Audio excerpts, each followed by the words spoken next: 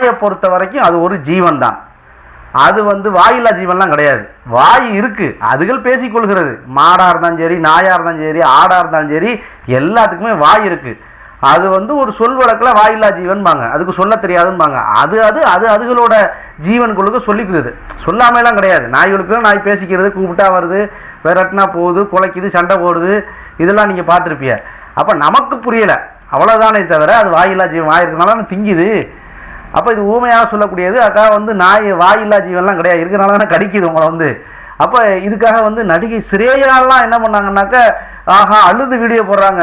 Rabies நோயினால் பாதிக்கப்பட்ட ஒரே ஒரு ஆளை நீங்கள் காட்டுங்க, குழந்தையை காட்டுங்க, இந்த மாதிரி நாய்களை கொள்ளாதீங்க அப்படின்னு சொல்லி நடிகை ஸ்ரேயா வீடியோ போடக்கூடிய அளவிற்கு நாய்களை கருணை கொலை செய்யுங்கள்னு சொல்லி நீதிமன்றம் போட்ட சட்டத்தின் மூலமாக அதுக்கு சில கெடு கொடுத்துருக்குறாங்க. சில வாரங்களுக்குள்ள இதை கருணை கொலை செஞ்சிடணும், சுருநாய் வெறி நாயெல்லாம் அப்படின்னு சொல்லி போட்டிருக்காங்க.